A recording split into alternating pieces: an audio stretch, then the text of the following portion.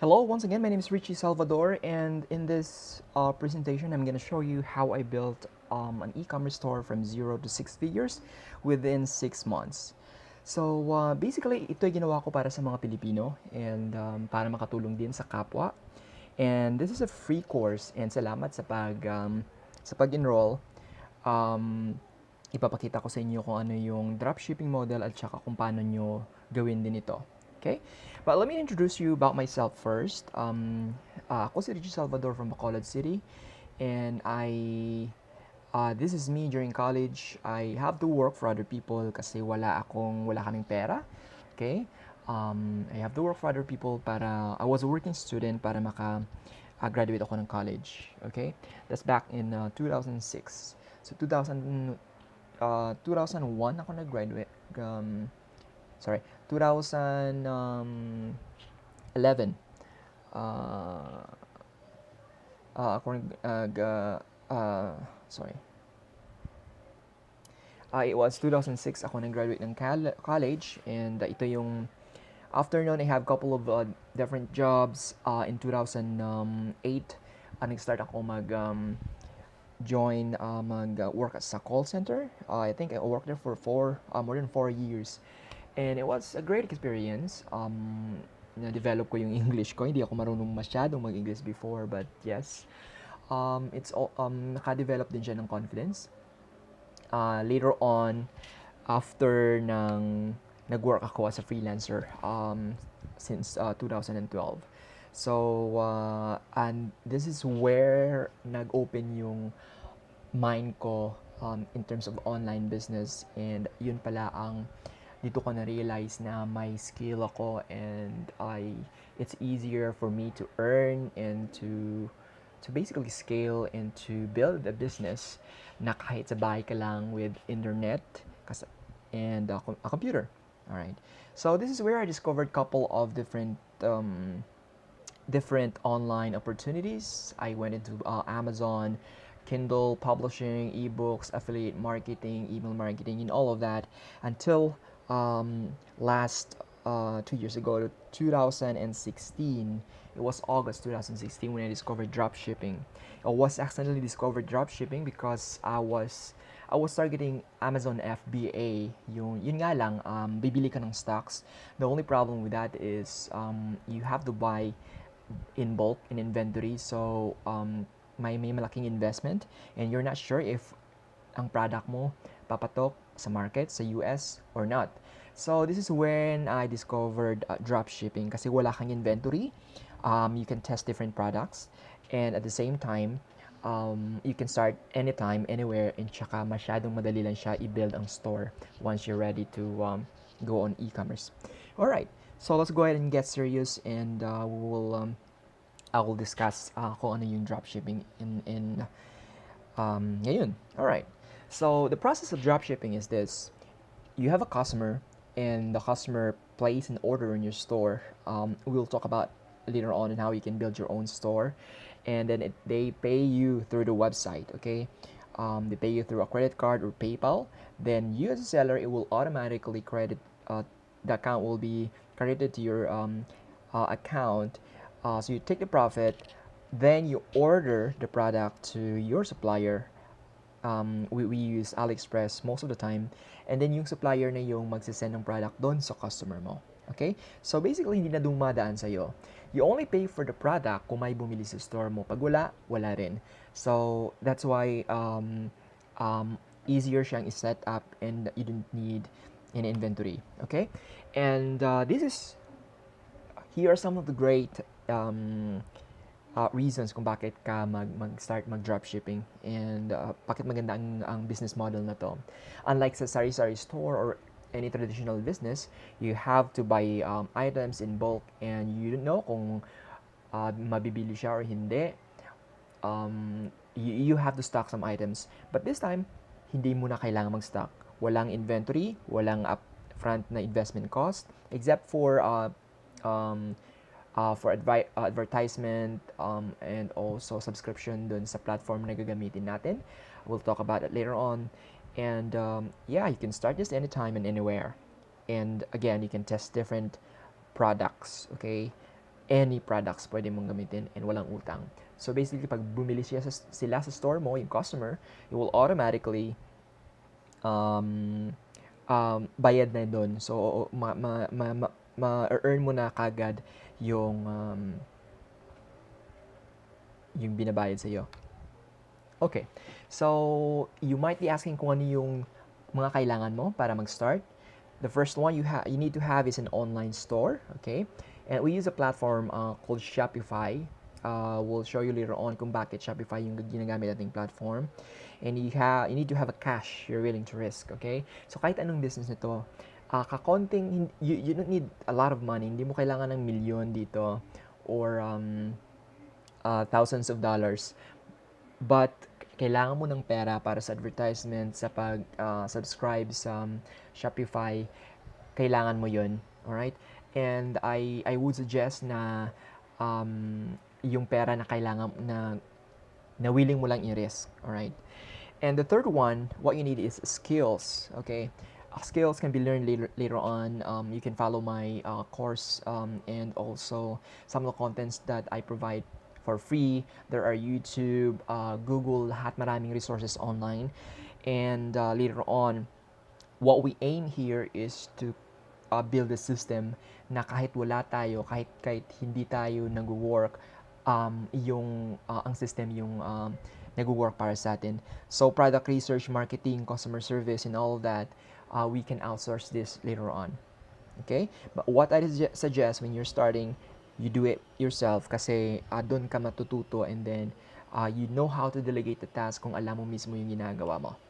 Alright, so let's go ahead and proceed on these 3 basic items na kailangan mo to build in any business online. This is applicable for both digital and physical products. You need to have a niche. Ito yung ano ba yung market mo? Ano ba yung ano ba yung gusto mong ibenta, saan mo siya ibebenta, sino-sino sila yung gusto mong i-serve ng product mo. And then the second one, of course, is a product na i-serve mo dun sa niche na yon. And the third one is an audience. Ito na sila yung mga actual na bibili talaga sa produkto mo. Alright? So, with all of these, let's start with a niche, okay? For a niche, I have done my research and I've discovered these niches, sila yung pinaka profitable. And when you're starting a store, I would advise na you start from one of these niches. You can start with professions. Nurses, they are all over the place. Ang market natin worldwide, so walang limit din doon. Kung US, Australia, Canada, UK, all of that country, pwede nating matarget. You can build a store within these professions. Okay, may mga firefighters, may mga military, teachers, engineers, chefs, and all of that. Okay, you can also target dog owners, mga pet lovers, and you know what? These people are very passionate with their pets, especially mostly mga single and wala silang mga anak. Usually, natutuon yung pansin nila dito sa mga pets nila. So, they buy stuff for their pets. You can build a dog niche na store, cats, fish, birds, or you can combine all of them. Pwede rin. And also, the third one is fitness. This is a big one. This is a huge market, and you can even go down into a sub niche or subtopic like yoga, CrossFit, running, and it is still profitable kasi ang fitness masyadong broad and this is a multi-million dollar na niche. So you can go in and go with this one. Hobbies, fishing, cooking, and crafts. Also sports and household and kitchen, like home decor and kitchenware. Cosmetics, this is a big one for women. Kung mapapansin nyo yung mga YouTube makeup tutorial, malalakas sila. You can even use those people para later on to promote your own products. Tech gadgets, dito sumikat si Kim Store, and maraming mahilig sa mga gadgets din. Like mga Pinoys, mahilig sa mga gadgets. You can build a store out of gadgets. Also events, special events, like mga anniversary, mga wedding, Christmas, and all of that. So, pwede kang gumawa ng mga like jewelry para sa mga couples or para sa mag-birthday, para sa mga event. This is very lucrative. Ito yung lahat ng mga niches na to, you have to take note. Magaganda itong mga niches, so that kahit di mo pa alam kung saan ka magsa-start, ito na yung mga suggest ko. And what I suggest also is, piliin mo yung malapit sa puso mo, and then yung mas may alam ka, okay? Because dahil ito malaki ang maitutulong pag may alam ka na talaga sa niches, it would be easier later on during the research process and then finding a products na alam mong papatok sa market na yon. All right, so let's proceed to the next one. And this is a question sometimes na pag hindi mo pa alam kung ano yung niche mo, especially pag marami kang products na gusto, but you don't know kung saan ka magsa-start, you can start with a general store or a niche store. Yung niche store, yung sinabi ko, yung mga niches kanina. Niche store, halimbawa, ito yung one of the examples, beard brand. Yung specific na market niya is yung mga gentlemen na may mga beard. So, lahat ng mga products niya is all about beard. Taking care of the beard, may mga oil, may mga comb, and all of that. Okay. The second one here is a general store. Iba't iba, may mga gadgets, may mga home decor, may mga canvas, phone cases, lahat. So, you can also use this strategy, okay? And then later on, kung ano yung produkto na papatok, you can focus on that specific niche. So, from general to a niche, pwedeng ganun. Alright. We are done with the niche. Let's proceed with product research. Okay?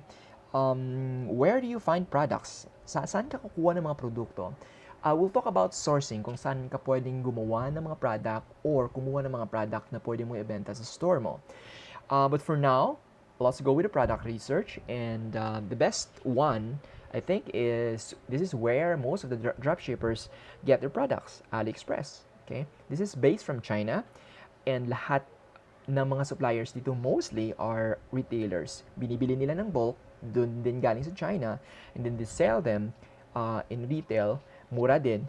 And so you can actually 2x or 3x or even 10x the base price from AliExpress. You go to the best-selling tab sa AliExpress and you'll find lots of products na mabili ngayon. Just like here, as one of the example, 83,000 orders for this tempered glass for iPhone X. Kakalabas lang kasi ng iPhone X. So, yan, patok yan. And you can sort this by categories, kung specific niche yung target mo. So, you can go on with this, AliExpress. Okay, one of the websites that I found as well is Thieve. Galing din ito sa AliExpress, but kinukuha lang nila yung mga parang quality, and then magaganda yung pictures mismo. So parang high quality na mga suppliers galing dun sa AliExpress. And based this sa in my experience, parang ito yung mga maraming nag-add to cart or nag-add sa wishlist nila. And then ito yung ginamit, mga unique products. And ang maganda dito, hindi sila mga trademarks. So parang mga original na product na pwede mong gamitin sa store mo. Alright? So, Thieve, yan ang pangalan ng website. And then, the third one is Amazon bestsellers, of course. You can go to the Amazon, or even you can Google Amazon bestsellers. And then, yung unang link doon, i-click nyo, pupunta din siya sa Amazon bestsellers. You can go to each of the categories. And when you open one of the products as well, it will pull up people who bought this item also bought. So, yung related na product pwede mo ring gamitin. And then you can find that product in AliExpress. Okay? That's Amazon bestsellers. Alright. The next one is wish.com. Okay? Lots of trending products here in wish.com. Iba-iba din. Mostly makikita mo rin ito sa AliExpress. But here, this is one of the one good example as well. You can see, kung makikita mo ito, ang mga product nito, most likely makikita mo ito sa Facebook feed mo as sponsored. Ibig sabihin may nagbebenta na doon sa Facebook. So, this is one of the options na pwede mong hanapan ng mga produkto. Alright. Last one is, if you want to go into a niche specific, is hanapin mo yung mga stores na built sa Shopify na nagbebenta ng mga produkto na yon. So, you can go to a niche. You can type this in, niche plus myshopify.com. So, for example, yoga space myshopify.com. Lahat ng mga websites na related sa yoga, ipapakita niya sa iyo ni Google. Okay? You can pull this up isa-isa. I-check mo yung mga, ano nila, mga websites nila. Once you go to this website, ito yung ilalagay mo. So, halimbawa, southern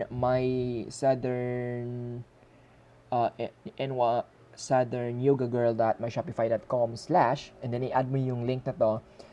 This is a bestseller trick. So, malalaman mo kung ano yung mga bestseller. So, yung mga mabibentang mga produkto sa mga websites na to. Alright? Is that good to go? Okay, good. Alright, now, question. This is sometimes a concern of most dropshipper is this. Gaano katagal yung processing time and yung delivery time kung galing dun sa China or AliExpress? Usually, pag US is 10 to 20 days. Ito na yung nilalagay ko sa website ko. Other countries, 2 to 4 weeks. Okay? You just have to be very clear and just be honest with the customer. Ito yung ano natin, ito yung shipping and delivery time. Ano mo lang siya, i-tweak mo lang ng maganda para makita nila na just like this one here as an example na you ship around the world, so kailangan mo ng time para ship ng item. So that maintindihan nila na hindi ka gumagamit ng express na shipping. You can offer free shipping then at first, and later on kung gusto mo na talagang bumilis talaga yung shipping time mo, you can use a fulfillment center, but I would suggest later on na yan pag may pumutok na produkto ka talaga. Alright, so in AliExpress, ito yung mostly ginagamit ng mga dropshippers. You can start with this, okay, sa AliExpress. Now, one way for you to find out kung maganda yung supplier na yun is through this through this AliExpress na rating. As you can see here sa screenshot na to, meron siyang rating na 31,495. And based doon sa rating na yon, I'm not sure kung anong icon niyan, probably a crown or something.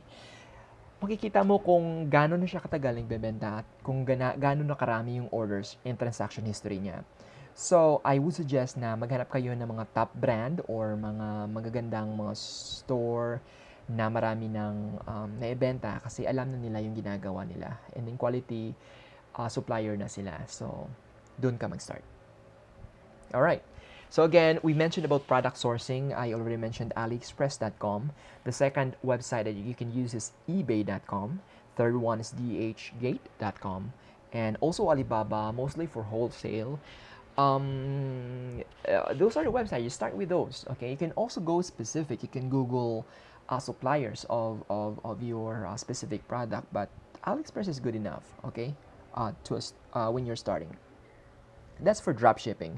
That means yung produkto nandun na, nagawa na siya, ready na lang siya i-ship. Yun. Now, a print on demand as well is another option for you. All you have to do is just your graphics. So basically, piniprint ito sa website, sa shirts, sa mugs, or sa whatever na produkto. Ang maganda dito is kahit isang design lang, pwede mo siyang ma-apply sa maraming produkto. Alright, these are some of the examples like all over print, meron silang mga all over or sublimation type na mga shirts, cap, marami pa. And also Printful na based ito sa US and UK, and also Pillow Profits. Okay, we're gonna talk later on how you can use these apps where you go para ma-install ito and how to use them later on. Okay, but let's talk a little bit about print on demand.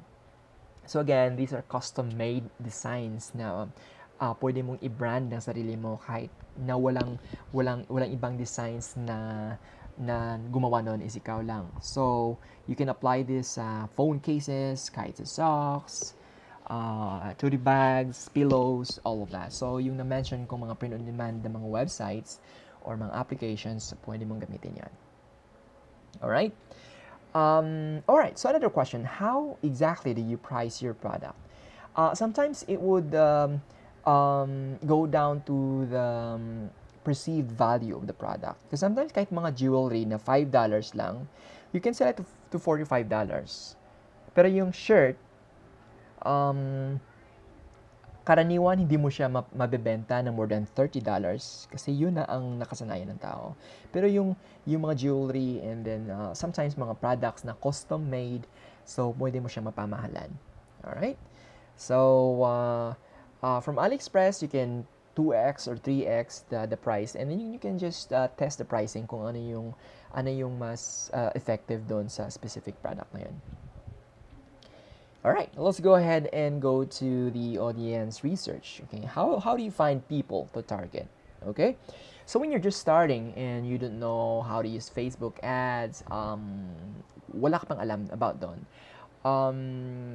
I would suggest na mag-YouTube ka muna kung paano gumana yung Facebook ads, because there's a tool called Facebook Insights tool na ginagamit mostly namin para mag-research ng mga audiences. Alright, so I usually start with top magazines, celebrities, influencers, associations, tools, and apps na related doon sa binibenta mo.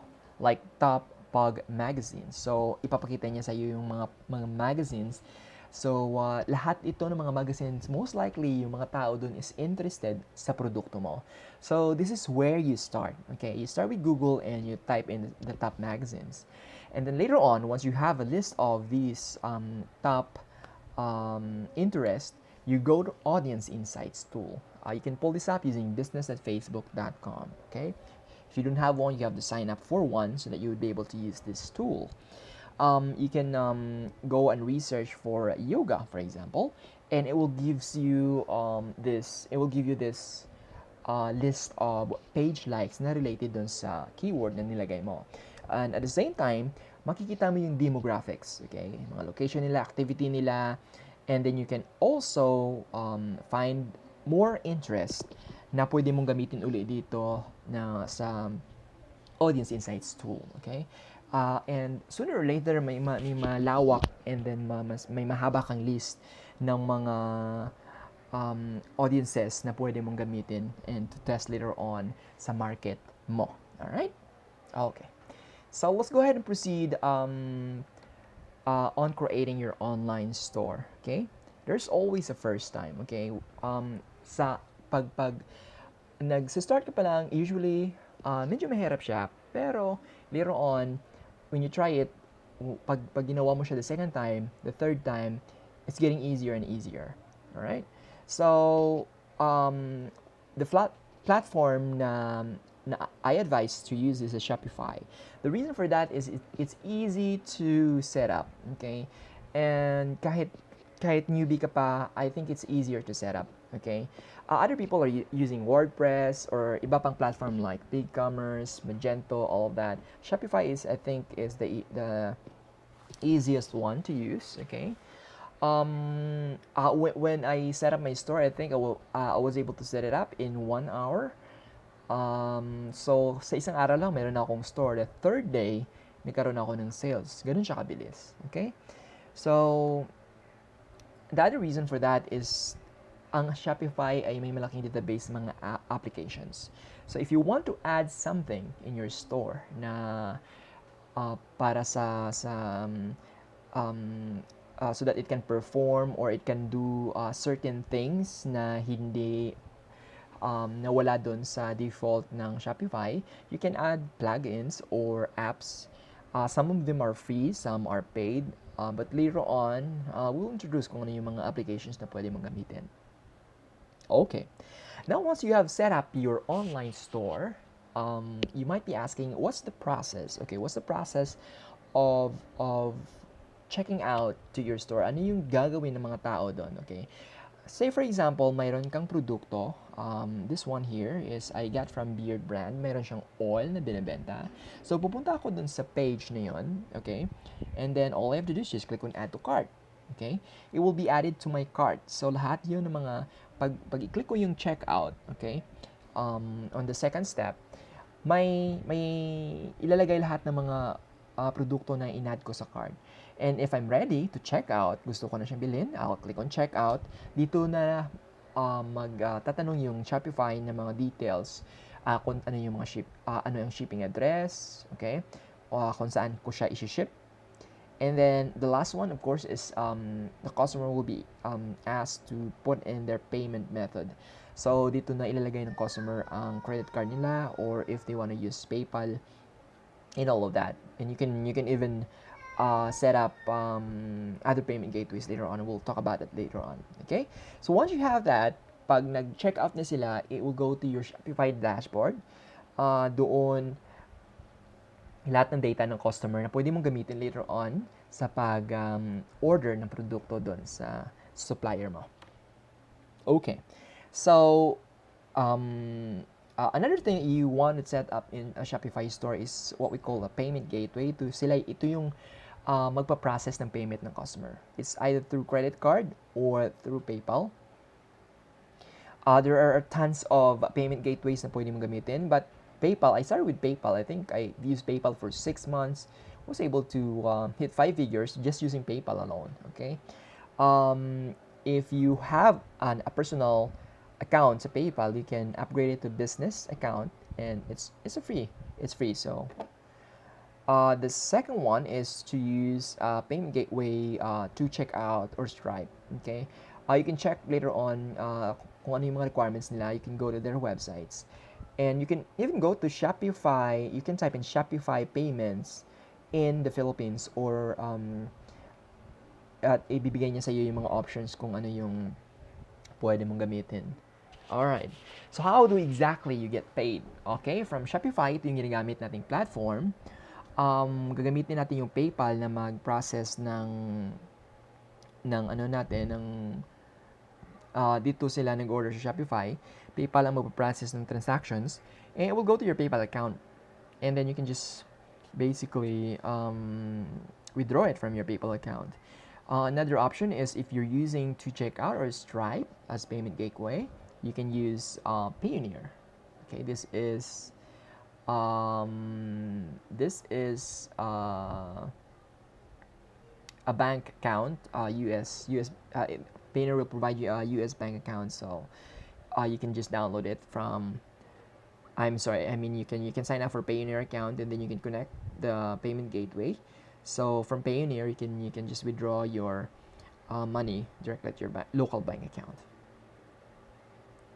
All right, let's proceed to the marketing side. Okay, let's make some money.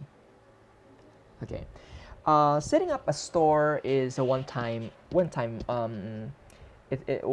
setup. Okay, it's probably a little bit technical for you at first, but once you set it up, it's set it to forget it. Okay, we will be focusing on marketing. Because this is where we are making money. Dito nabubuhay yung business natin. Pag walang marketing, wala. Okay?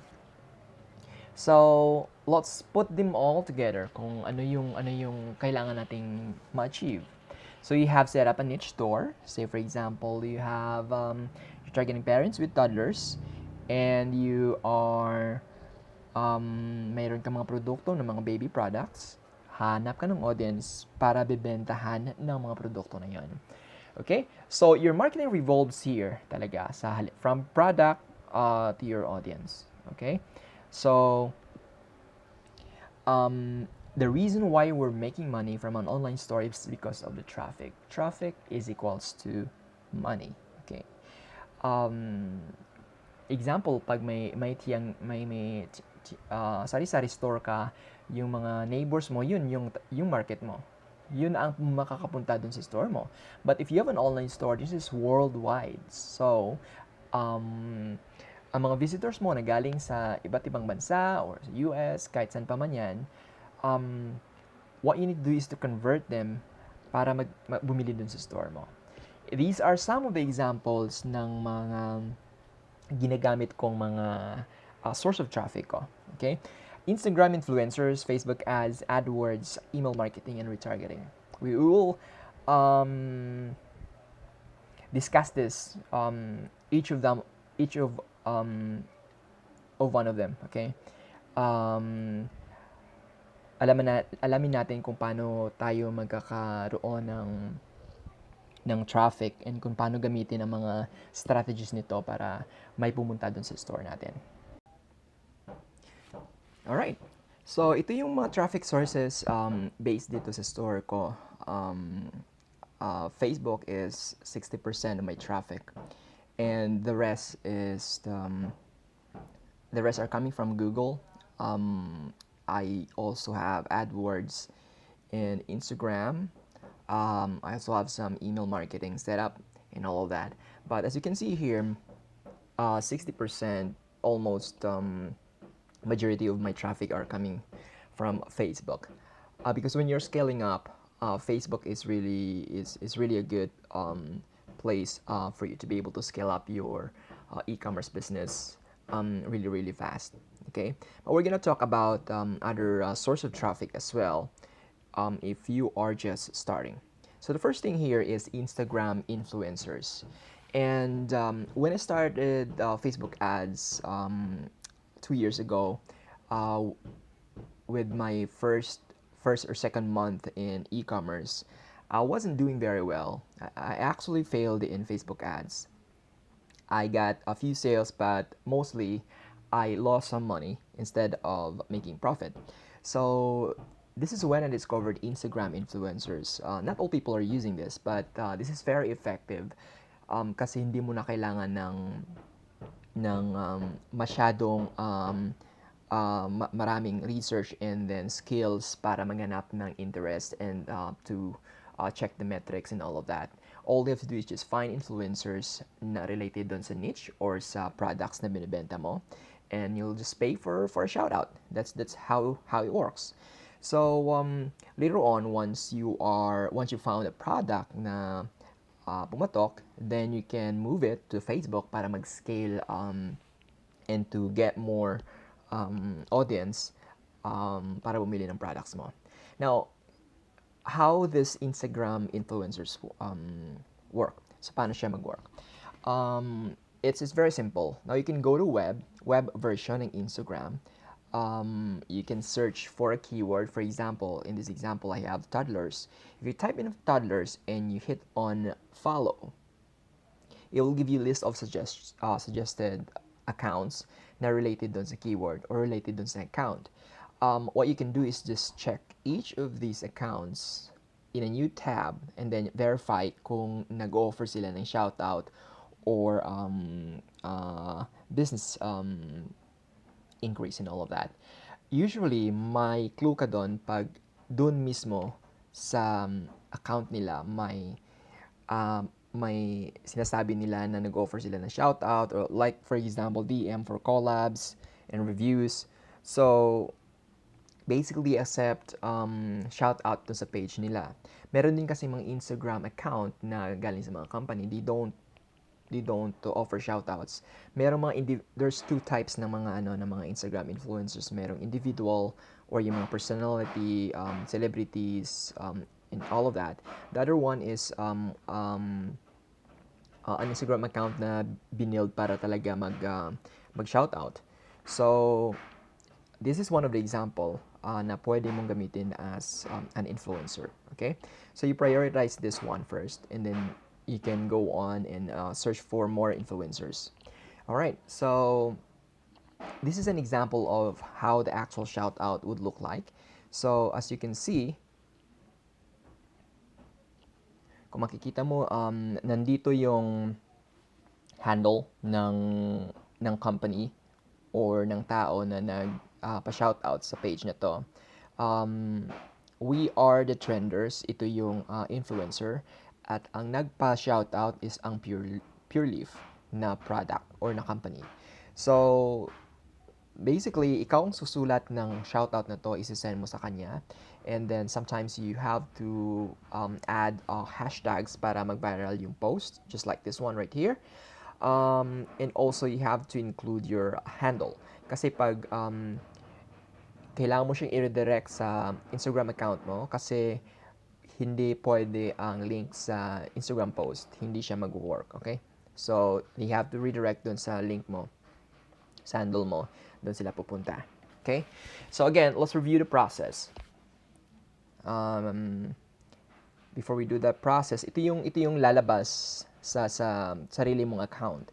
So you have your own link sa website mo, and then you of course short summary kung ano yung about sa ano yung company mo and product and service mo. So pag binigyan mo yung handle mo doon sa influencer mo, pupunta sila sa account mo. Either two ways yung mangyayari. It's either they follow your account or they will go to your website through your bio link. Okay. Okay, so let's go back to the process. The process is first you find an influencer, say Instagram, and you ask them to feature your product for a fee. Or sometimes there are other influencers na humihingi talaga ng produkto. You can also do that. And then the third process is yes, the influencer will just post your shout out in their account, and including the link or your handle name, and then the customers, basically these are the followers of that influencer, mag-click sila sa handle mo, and then it will redirect to your account. That's how it works. Okay, so in terms of pricing wise, I find it cheaper compared to Facebook ads. If you're targeting about 100k to 200k or less than 500k followers, mas cheaper sila. You can try different influencers, and say basically if you're doing Facebook ads, your $10 could reach 1,500, about 1,500 people, but your $10 could already reach 10,000 to 20,000 people sa Instagram. So usually ito yung binabayad kong fee. This is a 24-hour period, and you can find influencers between 20k to 500k followers. Okay, depende sa dami ng followers, tumataas din yung rate nila. Okay, that's how Instagram influencer works. Now let's proceed to Facebook ads. Okay, my strategy is basically I use Instagram to find a winning product. Once I found a winning product, I go to Facebook ads. Okay, and this is where I scale up my ads. All right. Okay, the first thing you need here is your Facebook pixel. Okay, this is your asset. The purpose of the Facebook pixel is it's everything. Ito yung nagte-track ng mga activities doon sa websites mo. Like pumunta sila sa websites mo, matatrack ng Facebook doon kung saan silang page pumunta, kung nag-add to cart sila, kung nag-purchase sila, or nag-view ng content, nag-search sila, lahat doon matatrack ng activity. Because later on, you can use that data para i-retarget uli yung mga customers na yun. The second one, why we use a Facebook pixel, is for optimization. Okay, if you're getting a lot of visitors every day, mas lalong nagmamature yung Facebook pixel mo. So, the more na mag-mature yung Facebook pixel mo, mas nagiging smarter yung pag-analyze ng Facebook ng data mo. So, mas lalo na nakikita yung pattern kung ano yung mga customers mo. So, later on, mas nagiging effective pag gumawa ka ng bagong ad, mas mabilis yung Facebook maghanap ng audience para sa specific goal mo. Okay? Third one is we use this for retargeting, as I mentioned, kasi of course, na-track na ng Facebook pixel. We can even use dynamic data, dynamic ads later on. So, kung ano yung produkto na inopen ng customer mo or ni-like or chinek doon sa website mo, yun mismo ang ipapakita ng Facebook. Okay? Na product na pwede nilang bilhin. Okay? So, you need a business, if you don't have a business account yet in Facebook, you have to go to business.facebook.com and sign up for one for you to be able to set up a pixel. Okay, it's the setting up a Facebook pixel is very easy. So all you have to do is just put in a name of your pixel, then it will give you a pixel number or pixel ID. Ito yung gagamitin mo sa pag-set up ng sa pag-connect or sa pag-integrate dun sa Shopify. Okay, now when it comes to Shopify, ito yung platform na ginagamit natin for online store and dropshipping. It's a simple process. You basically go to the settings sections, online store, and you go to the preferences. Makikita mo dito yung Facebook pixel. So that's it. All you have to do is just put in your Facebook pixel ID and you're done. Okay, once you start getting visitors to your websites, Facebook will just automatically track all of those pixel fires. All right. Let's go ahead and proceed on how you can set up an ad account. Okay, an ad account. I mean an ad in Facebook. Okay, this process is how you actually create an ad in Facebook para dun pumunta dun sa store mo.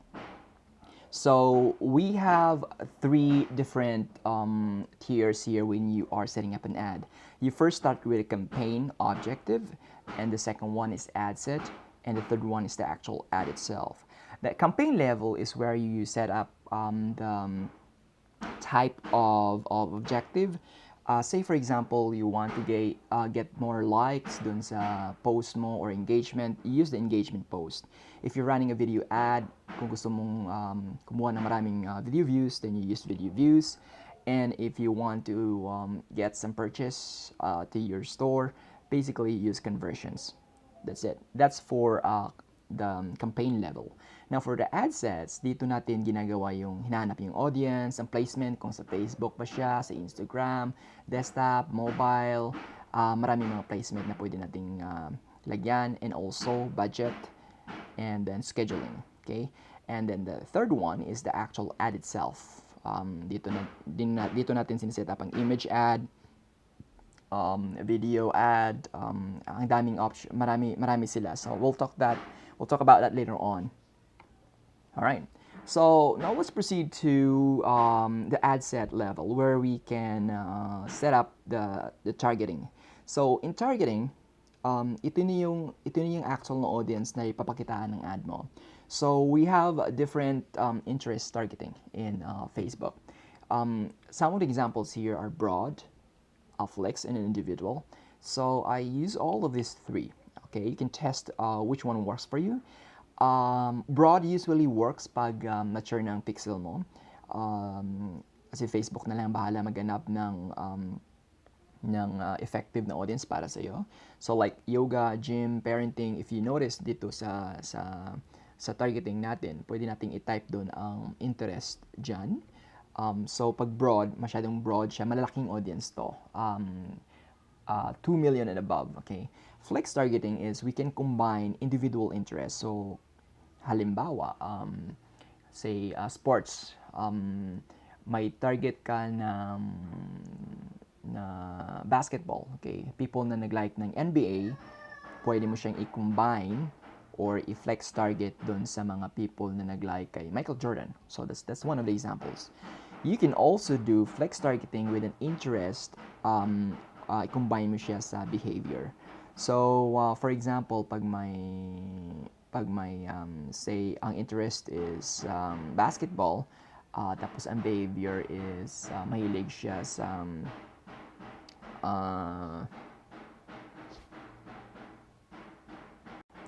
mahilig siya mag-shopping online or like those behavior. Okay, we can also do individual ad set per interest. So pag basketball lang, wala nang iba. So yun lang ang specific na target mo. Dito mo yan nilalagay sa ad sets level. Okay? Okay, that's the ad set level. Now let's go to the ad level. For the ad level, meron silang sa ngayon 1, 2, 3, 4, 5 options. You can create a carousel, single image, single video, slideshow, and collections. Collection is pretty new. We will discuss each one of them. Okay, kung ano ba sila. Alright, so sa paggawa ng ad, isipin mo lang ito na dapat mag-match yung goal mo sa ad mo sa mission ng Facebook mismo. Their mission is just to create a positive experience dun sa users. Pag mababalik yung users sa Facebook, dito sila maka-leverage. Kasi pag mababalik mo, dumadami yung tao, maka-create sila ng ad space, real estates. That means pwede lang magbenta ng advertisement dun sa mga company, just like us na magbebenta dun. So, if hindi gumagana ang ad mo, hindi tama ang targeting, hindi tama ang ad creative, against sa policy nila, most likely, hindi mapamahal yung bayad mo sa Facebook. Hindi siya magiging effective and hindi siya mag-convert. And ang malala pa doon pag hindi talaga siya mag-work, most likely pwedeng maban ang Facebook ang account mo. So, you have to make sure na enjoyable na experience nila. That's why yung mga nagvo-viral na mga post doon sa Facebook, yun ang gustong-gusto ni Facebook. Okay? The more na mag-viral ang post mo, the cheaper ang binabayaran mo sa advertisement and you can reach more organic na traffic. Okay? Pag nag-share yun ang post, pag sinare yun ang post mo, wala nang bayad doon sa Facebook. What you're paying sa Facebook is the paid reach. Okay? So, dito mo malalaman kung working ad mo or hindi. Okay? If you're getting interactions. Okay, let's go to each one of the ad creatives para malaman mo kung ano yung pwede mong gamitin. The first one is video ad. Ito yung isa sa pinaka-effective.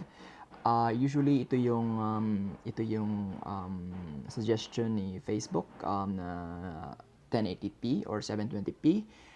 What we always prefer is 1:1 ratio na 1200 by 1200. Kung makikita mo dito sa example, this is a square video, okay?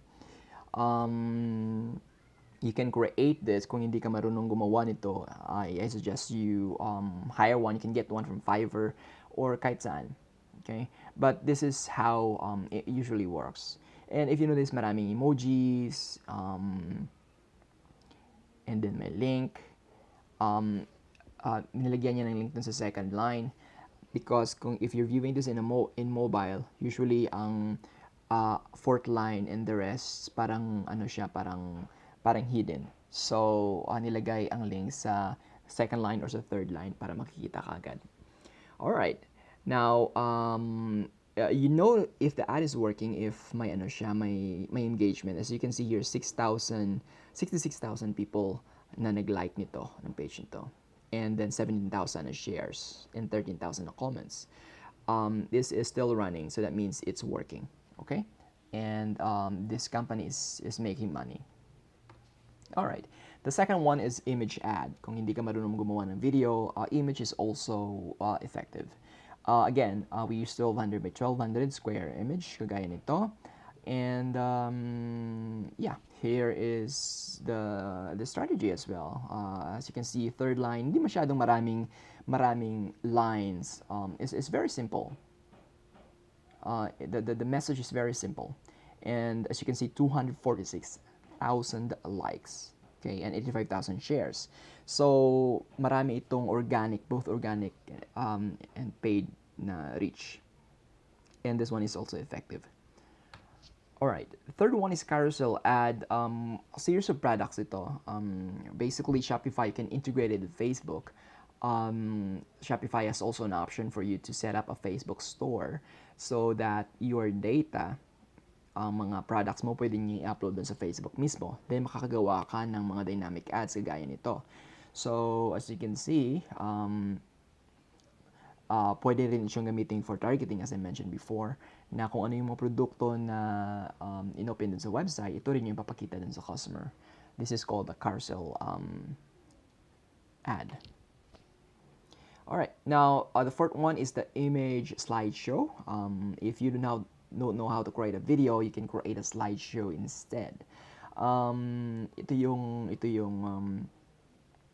yung mga series ng mga images na convert into a video. So all you have to do is just upload it dun sa Facebook, okay? And then Facebook will create a slideshow for you, okay?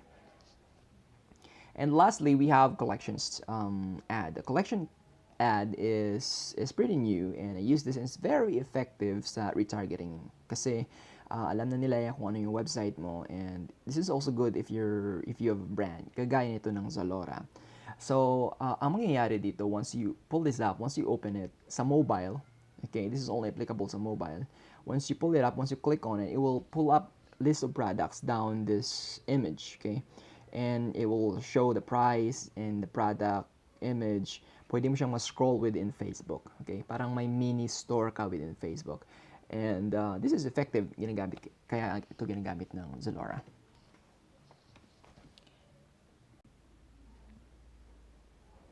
All right. Now, here's another strategy for you to get traffic. You can retarget your customers. Basically, pag naka-install ka na ng Facebook Pixel mo, the way it works is you create an audience. Okay, it's a custom audience na ginagawa na sa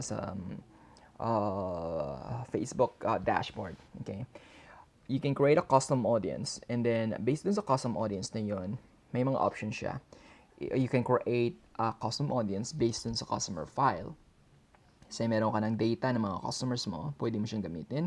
You can also use website traffic, ang mga nag-visit dun sa websites mo, and also engagement, ang nag-engage dun sa post mo, or nag-view ng mga videos, mga ganon.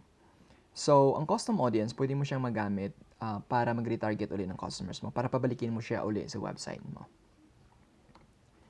So, ang isa sa mga ginagamit for e-commerce ang custom audience based on website visitors. Pwede ka kasing gumawa ng mga specific events, mga view content pag may nag-add to cart or may nag-purchase. Okay? Pwede mo silang matrace, matrap gamit ang Facebook Pixel. So, you can create an audience na lahat na ng audience or lahat ng mga visitors na pumunta sa site mo nag-add to cart lang, and then you can just retarget them again. That's how add to cart, retargeting works. Okay? Now, ang maganda pa dito pag nakaka-create ka na ng custom audience is you can create a lookalike audience based on the custom audience. So, dito na papasok ang lookalike audiences. Okay? So, kung makita mo, magkamukha. Lookalike audiences, the way it works is, ang Facebook mismo maghahanap ng mga kaparehong audience based doon sa source na audience. So, pag gumawa ka ng custom audience na nag-visit doon sa websites mo, ang gagawin ni Facebook is maghahanap siya ng mga audience na halos magkapareho doon sa nag-visit sa websites mo. So, paano siya ginagawa? The way it works, yung unang ginawa natin is kumuha tayo ng custom audience, right? So, the next one is, once makagawa na tayo ng custom audience, we will go ahead and, it's still under audiences, we'll go to lookalike audience. Okay? It will ask these 3 questions. The first one is the source. So, dito nilagay ko yung customer file. May database na ako ng mga customers ko. Or you can also use yung mga sinabi natin kanina na nag-visit sa website mo na gumawa ka ng custom audience based on. Also, the second one is the location. So, if you can target worldwide or you can just put in a specific country. So, kahit yung audience mo galing sa Pilipinas, pwede siyang gumawa ng audience na kapareho or most likely na similar doon naman sa ibang country. Ito mas mabilis mo mas-scale ang ad mo dahil dito kasi hindi mo na kailangan maghanap pa ng mga interest. You just base it based on the lookalike. And the last one is the number of audiences. So 0 to 1%, pwede kang gumawa ng audience na 1% lookalike dun sa sa custom audience mo, or between 1 to 2%. Hindi siya nag-overlap. So, yung 1% mo, hindi siya pareho dun sa 1 to 2%. So, ganito siya gumawa ng lookalike audiences. Now, once you have that lookalike audiences, you can use that later on as your target audience. Okay. So, I'm gonna talk about this simple yet very effective strategy when you're starting a brand new store. And right now, ang effective sa akin is mga lookalike audiences. But if you don't have a data yet, you have to first start with a viral post or an ad. Kailangan mong i-feed muna yung Facebook pixel mo. That's why we suggest na mag-run ka muna ng PPE ads or post engagement ad. You target individual, broad, or flex, whatever you can use. You can also use video views. And then based on that, you can create a custom audience. Okay? Custom audience na nag-engage doon sa post mo or sa video mo. Based from that, pwede ka nang gumawa ng lookalike audiences, right? Pwede ka nang gumawa ng lookalike audiences, and then Once you're done with that, you can now proceed to a conversions objective na ad. So sa conversion objectives, pwede kang mag-select ng three types ng events. Merong view content, merong add to cart, merong purchase. So, pag ang Facebook Pixel, na-track niya na ang view content. Pag may nag-visit sa website mo, yun na yun. Fire yung pixel, and then it will automatically activate a view content na event sa store mo. So, you can run an conversion ads, and then pwede ka mag-run ng view content, and then sa view content mo, gawan mo rin siya ng lookalike audience. And then ang view content na audience na yun, pwede ka mag-run ng add to cart audience, and so on. So, this is basically a blueprint in a process, and I'm gonna talk about this later on sa iba pang videos kasi medyo mahaba to, and it is probably not hindi masyadong maintindihan kung ano pa kung you're still a beginner. So watch out for my other videos explanation para dito. Okay? So we have already talked about Facebook, Instagram. We talk about this custom audiences, lookalike audiences, retargeting. Dami na nating binigay. The next traffic that we can use for an e-commerce store is Google AdWords. Okay, I'm not technically really good with Google AdWords, so I just use this. I use some company in other services para mag-run ng Google AdWords para sa akin. This one I use Storia, and so far it's getting me good ROI, 15 times ROI for this one. All right. So we're almost done with this presentation. I have given so much. Now let's proceed to a case study. Dito naman sa sarili kong store, where I was able to build a six-figure e-commerce store within a year. Okay, so this data is from I think this is August and September 2017. Okay, so let's proceed to the case study. Where did all started? So, again, nag-start ako sa general store. Maraming products. I tested all sorts of products, but it didn't work. I tried Facebook ads. I lost money. So, kasi hindi ko pa alam kung paano mag-work talaga ang Facebook. I didn't know how to read the data. Hindi ko alam kung paano mag-scale ng ad, mag-kill ng ad. How do I basically yung mga technicalities and all, I still don't know. I'm still on the learning process, but I want to jump into it.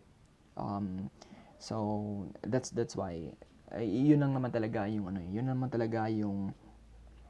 yung key dito is you have to do it whether you like it or not, whether magiging successful or not at first, but sooner or later you'll learn from your mistakes, and then you kind of adjust kung ano yung pwede mong gawin para maging successful. Okay, so hindi nag-work sa akin yung Facebook ads, and then I started Instagram influencers. I started my store August 2016, September, October. So I started October, probably middle of September, nag-start na ako mag-Instagram influencers. And this is when I I was able to find my winning product and also a niche. So this is my revenue for that month of October. I made 11,000. I paid about 4,500 for shout out, and my cost product goods is 3,700. Profit is about $3,000. So it's not bad for the month. And I also learned a lot. Now, I used this strategy, I used these products once again. I went into Facebook and then run a campaign again. And this time, it works. So, alam ko na nag-work na yung mga produkto ko. All I have to do is just tweak my ad para maging effective doon sa audience. And then doon, nag-viral yung isa kong ad. And then I went to from 11K in October, naging 40K for November, and then almost 60K on December 2016. Okay, so this one is 2000 no, this is not 2016. Should be 2017. Moving forward, this is August, so almost this is 1 year after I set up my store. I have already um, built a six-figure e-commerce store consistently every month. So averaging 150,000 and above every month. And if you notice, meron siyang nag-down siya dito in the middle of August. The reason for that is nagkaroon ng issue yung credit card ko, and it is not basically naubos na yung limit. That's a problem that we can find in the future. Maraming mga alternative na pwede nating gawin, but yes, malaki na yung ginagasta ko sa Facebook, so hindi na kaya ng credit card ko, kaya ano siya dyan. Okay, let's talk about my products. Okay, I won't tell you exactly what my store is and ano yung product na binibenta ko, but I can tell you kung ano yung ginagamit ko, anong ginawa ko, kung saan ako nag-source ng products.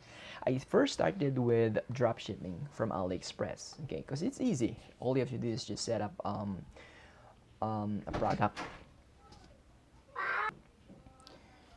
So this is where I started. I kind of checked kung ano yung mga magagandang quality, and then of course I get feedbacks from the customer, hindi maganda yung quality. Then this is when I started finding more suppliers, and I actually just used Google, okay, Google for my niche, and then I